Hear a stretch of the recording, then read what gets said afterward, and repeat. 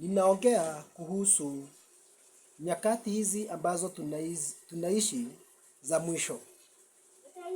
Sababu tunajua na tunaelewa vizuri vile Biblia inasema kuhusu nyakati hizi ambazo tunaishi.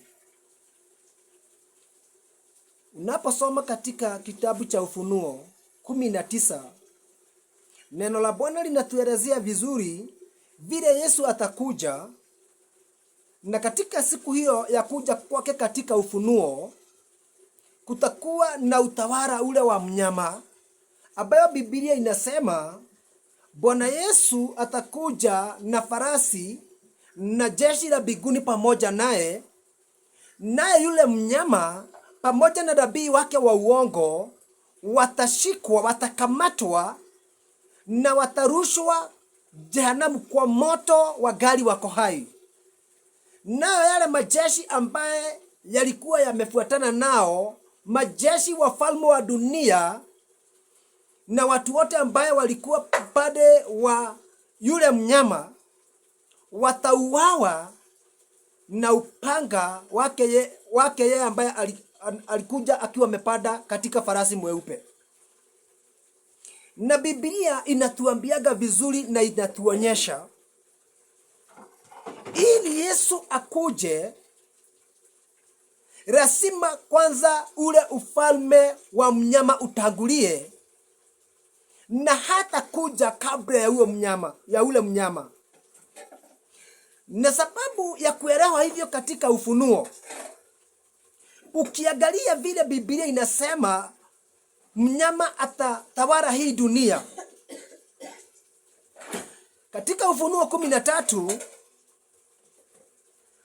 Biblia inasema vizuri, mnyama atatawala na ufalme wa nguvu, na atakuwa na mamlaka ya dunia mzima, na watu wote ambao wanakaa katika hii dunia watamfuata wakiwa wamestaajabia na watamsujudu huyo mnyama kwa sababu ya nguvu na mamlaka zenye atakuwa nayo. Na Biblia inaendelea kusema katika mstari wa 5 katika hiyo Ufunuo 13 ya kwamba huyo mnyama atatawala muda wa miezi 42, ambayo ni miaka 3.5. Unapoelewa hivyo, ni kusema ili Yesu akuje aangamize huu ufalme wa mnyama na nabii huu wa uongo, ni lazima akuwe ametimiza miezi yake 42. Na hiyo inakuambia kwamba hii siku ambayo iko katika Ufunuo 19, hiyo siku siyo siri, ni siku iko wazi kabisa. Na kwa sababu hiyo, baada ya kuelewa hivyo, tunaelewa tena vizuri kuna siku ambayo neno la Mungu husema hakuna mtu aijuae hata malaika walio mbinguni. Hiyo siku ni gani? Ni siku ya unyakuzi. Na hiyo siku ya unyakuzi ndio nataka kuongea kuihusu. Ni sababu hiyo siku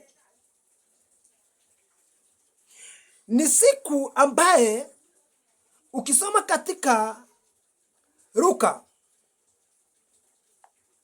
kubalia nisome katika Luka 21,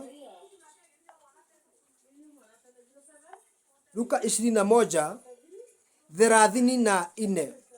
Na neno la Mungu linasema hivi: basi jiangalieni mioyo yenu isije ikalemewa na urafi na ulevi na masumbufu ya maisha haya, siku ile ikawajia ghafula kama mtego unasavyo. Kwa kuwa ndivyo itakavyowajilia watu wote wakao juu ya uso wa dunia nzima. Basi kesheni ninyi kila wakati mkiomba, ili mpate kuokoka katika haya yote yatakayotokea na kusimama mbele za Mwana wa Adamu. Neno la Mungu linatuambia vizuri tujiangalie sisi tusije tukalemewa na mambo ya dunia hii. Ni sababu hiyo siku itakuja kama mtego, na watu wote wako katika hii dunia watanaswa na hiyo siku kama mtego. Na ni kwa sababu hiyo anasema basi kesheni, ili hali mkiomba, ili ile siku isiwakute kama mtego. Kwa sababu tukikesha, anasema tutaokolewa kwa mambo ambayo itakuja kwa hii ulimwengu. Kwa nini? Kwa sababu unyakuzi utafanyika kabla dunia ishe miaka 7. Baada ya unyakuzi dunia itaendelea miaka 7.